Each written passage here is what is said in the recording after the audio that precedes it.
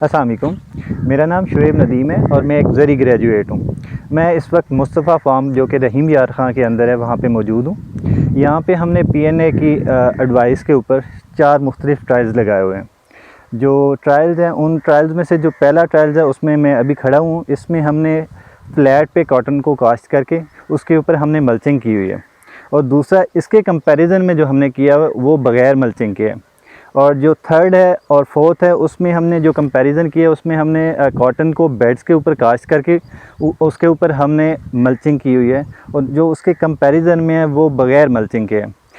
जो अभी मैं जहाँ पे खड़ा हूँ ये है फ्लैट पे हमने काश्त करके ऊपर मल्चिंग की हुई है, और इस वक्त आप देख सकते हैं इसकी ग्रोथ भी देख सकते हैं।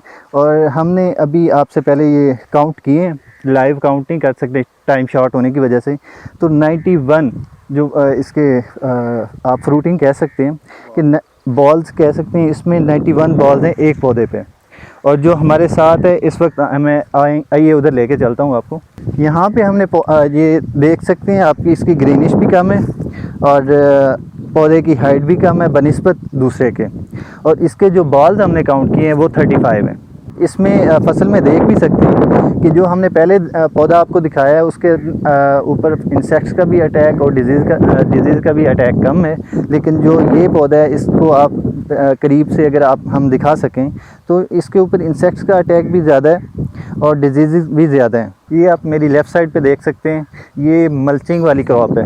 कॉटन के ऊपर हमने क्रॉप को ग्रो करके ऊपर मल्चिंग की हुई है। जो राइट साइड पे मेरे आप देख सकते हैं ये बग़ैर मल्चिंग के है। आप दोनों का रिज़ल्ट आप देख सकते हैं, आपके बिल्कुल सामने और वाज़ेह और क्लियर है।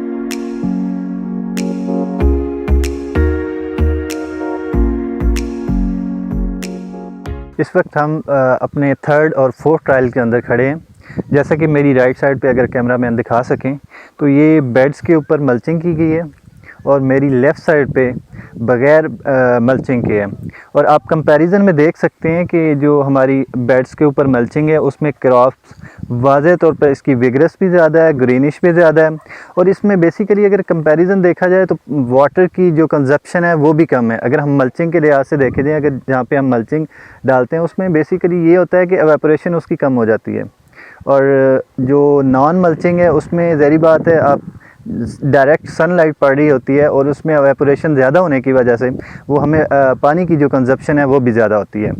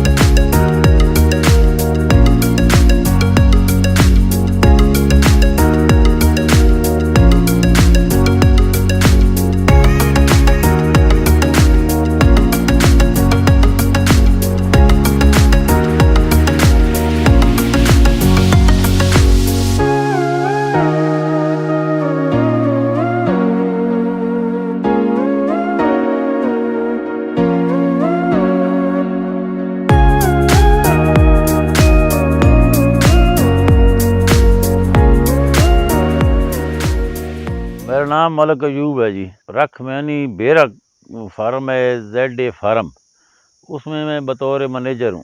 अरसा से काम कर रहा हूँ ना, काफ़ी अरसा से हम मूंगी लगा रहे हैं, लेकिन वो मूंगी और अभी लगाई है प्रोनेचर अलायंस की तरफ से। ये बेडों पर लगाई है, पहला चांस है। जो बेडों पर लगाई है इसमें न को इतनी खाद भी नहीं डाली, तो इतने पानी जो है बहुत कम लगे हैं। इसकी एवरेज मूंगी की बहुत अच्छी आई है ना जी। देखिए ना, फली बहुत तो मोटी फली है और सेहतमंद आना इतनी, यानी कि आम रूटीन में जो लगाई है ना वो इस तरह नहीं बनती थी जिस तरह ये है।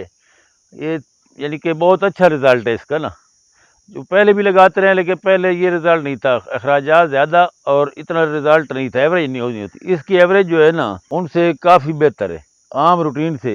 देखे ना मूंगी कैसी प्यारी है बेड के ऊपर जो तैयार हुई है, बेडों के ऊपर ना बहुत अच्छी मूंगी तैयार हुई है। ये रीजनरेटिव के मुताबिक हमने लगाई है। नेक्स्ट जो है ना अगली दफ़ा इंशाल्लाह इससे भी ज़्यादा लगाएंगे, ताकि शुक्रिया प्रो नेचर अलायंस। ये जनाब हमने मकई लगाई है प्रो नेचर अलायंस के हिदायत के मुताबिक। मकई बहुत अच्छी बनी है जी। इसमें पानी बहुत कम लगते हैं और इसकी एवरेज भी बहुत अच्छी, जिस तरह बताया ना फॉर नेचर अलायंस के नुमाइंदे ने, उसके मुताबिक हम लगाई है। मकई बहुत अच्छी बन रही है सर। दूसरी साइड आगे जो है हमने लगाया था प्याज सर, वो प्याज की जो है ना साइज़ प्याज का भी बहुत अच्छा बना है, मोटा, और उसके अखराजात वो आम रूटीन से बहुत कम आए और एवरेज उसकी बहुत डबल आई है सर। हम इंशाल्लाह अगले जो है नेक्स्ट सीज़न में हमने लहसुन और प्याज इसको डबल करना है ना। इसकी आमदनी बहुत अच्छी होती है, अखराजात बहुत कम आते हैं, पानी का खर्चा बहुत कम है, खादों के खर्चे बहुत कम हैं। वैसे जो आजकल महंगाई है ना सर, डीजल कहीं चला गया है, वैसे तो आजकल वारा नहीं खांदा।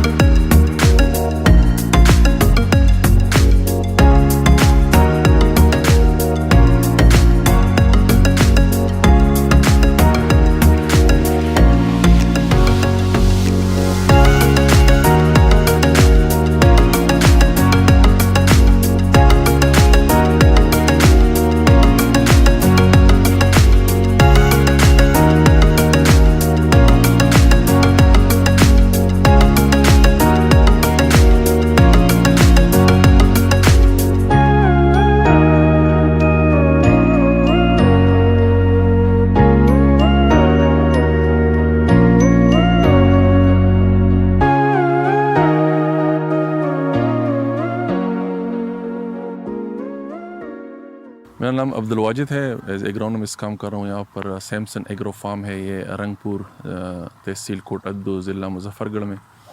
ये हमारा तकरीबन 5000 एकड़ का फार्म है। मोस्टली हम रोड्स ग्रास उगा रहे हैं यहाँ पर, जो कि हम एक्सपोर्ट कर रहे हैं। ये हमने थोड़ा सा मकई लगाया था। ये बहुत रेतली ज़मीन है, यहाँ पर जो ज़मीन है वो बिल्कुल सैंडी सॉइल है। तो हमने ट्रायल के लिए लगाया था यहाँ पर, रीजनरेटिव प्रैक्टिसेस के उसको ट्राई किए थे।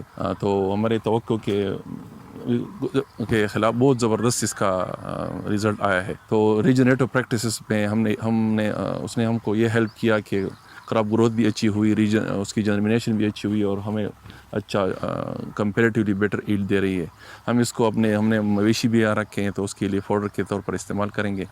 और इसने रीजनरेटिव एग्रीकल्चर प्रैक्टिसेस की वजह से हमने इसने हमें काफ़ी जो ना वो मुनाफा देगा। और हम इसको दूसरे यहाँ जो इस इलाके में ये चीज़ें रीजनरेटिव प्रैक्टिसेस जो है ना वो इतनी आम नहीं है, तो हम लोगों को भी यहाँ इनवाइट कर रहे हैं कि वो जो रीजनरेटिव प्रैक्टिसेस को देखें और उसको अपनाएं, ताकि उनके जो पर एकड़ प्रोडक्शन है, ईल्ड है, उसको उसमें बेहतरी आ सके। इसमें प्रो नेचर अलायंस के जो टेक्निकल हेड है बिनियामीन शौकत साहब, हम उसके बहुत मशकूर हैं कि वो वक्तन फ़वक्तन यहाँ विज़िट करते रहे और हमारे साथ क्लोज़ कोऑर्डिनेशन उनकी होती रही, ताकि जो भी प्रैक्टिस है हम उनके मुताबिक करते रहें।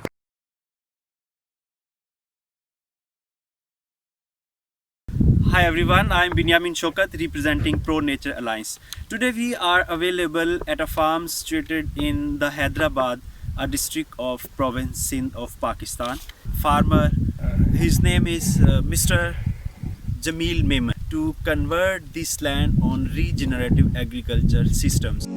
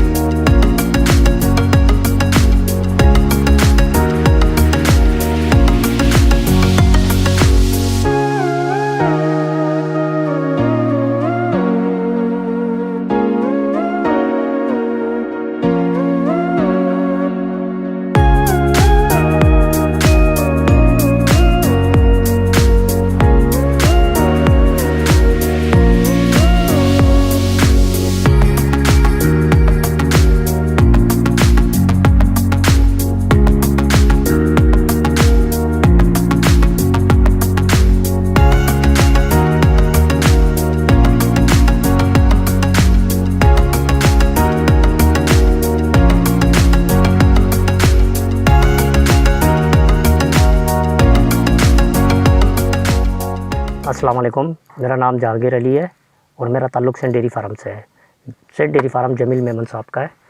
यहाँ पर मुझे तकरीबन 11 साल हो गए और 11 साल से इस वक्त हमने जो भी फसलें लगाई है उनके अंदर ये इतनी मार्जिन नहीं आ रहा था। जो इस बार प्रो नेचर अलायंस की जानिब से बिनयामीन साहब आए, उन्होंने कहा कि जमील मेमन साहब आप इसका हाथ पैन तोड़ें, एग्रीकल्चर पर आ जाएँ। मुझसे कहा कि जहांगीर अली इसके अंदर आप तैयारी करें, तो हमने तैयारी करके इसका हार्ड पैन तोड़ा। हार्ड पैन तोड़ने के बाद हमने इसके बेड बनाए और बेड बनाने के बाद हमने प्रो नेचर अलायंस की जानिब से दिए हुए प्लांटर से सीड लगाया, जो कि इस वक्त माशाल्लाह हमारी इस 11 साल के अरसे में पहली मर्तबा इतने सारे इस वक्त एक पौधे पर इसके टांडे जब रीजनरेटिव एग्रीकल्चर पर आए तो हमारे को इसका बेहतरीन रिज़ल्ट मिला। और ये रिज़ल्ट इस वक्त पूरे इलाके में किसी के पास भी नहीं है जो इस वक्त सेंट डेयरी फार्म के अंदर है। इस वक्त हम कपास की फसल में मौजूद है और ये कपास की फसल आप देख सकते हैं कि कपास की फसल में इस वक्त एक पौधे में 35 से 40 टांडे लगे हुए हैं और माशाल्लाह एवरेज भी बहुत अच्छा होगा। मेरे हिसाब के मुताबिक इसका एवरेज 30 से 35 मन फी एकड़ उतरेगा इंशाल्लाह। तो आप देख सकते हैं कि ये टांडे किस तरीके के माशाल्लाह इतने खूबसूरत और इतने सेहतमंद टांडे हैं कि इन्होंने सब ने ही खुल जाना है। पहले हम लोगों ने इसके अंदर जो है इसकी हार्ड पैन तोड़ा और हार्ड पैन तोड़ने के बाद हमने इसके बेड बनाए और बेड बनाने के बाद हमने इसके ऊपर जो है प्रो नेचर अलायंस की जानिब से जो हमें मशीन दी गई थी उससे हमने सीट प्लांटर से सीट लगाया और इसके बाद हमने इसको मर्चिंग करी।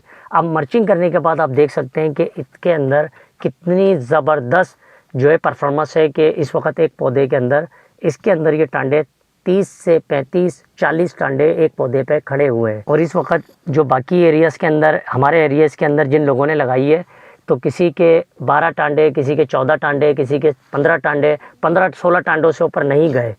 तो ये माशाल्लाह इस वक्त हमारे लिए एक बहुत अच्छा मौका है कि हम सब लोगों को ये बात बताएं कि आप इसको प्लांटर से जो है सीड लगाएं, ताकि प्लांटर से लगाने के बाद आप इसको मर्चिंग करके और एक बेहतरीन किस्म की फसल आप ले सकते हैं ज़मीन से। अच्छा, आप ये देख सकते हैं कि इसके अंदर इस वक्त हमने अभी तक कोई खाद यूज़ नहीं करी है और ना ही हमने इसके ऊपर कोई स्प्रे किया है। इस वक्त बहुत सेहतमंद पौधा खड़ा हुआ है और इंशाल्लाह आने वाले वक्त के अंदर भी इसके ऊपर किसी किस्म की कोई बीमारी आने का खदशा नहीं है।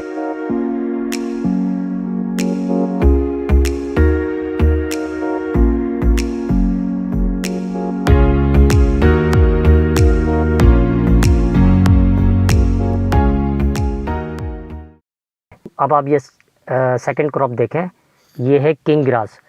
इस किंग ग्रास के ऊपर हमने बिन यामीन साहब के कहने पर सबसे पहले इसका हार्ट पेन तोड़ा और हार्ट पेन तोड़ने के बाद हमने इसके बेड्स बनाए और बेड्स बनाकर हमने इसकी कलम लगा के हमने मर्चिंग की।